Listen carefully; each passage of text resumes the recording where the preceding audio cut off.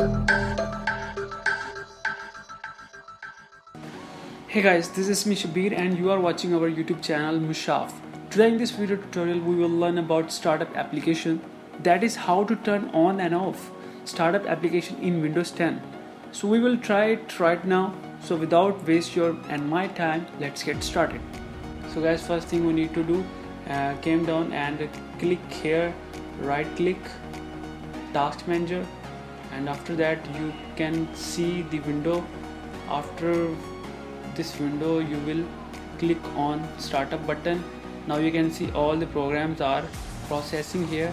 So guys, in this window if I want to disable or enable, I can do it here right now. If I click on it, the disable button will show on, and I will click on it.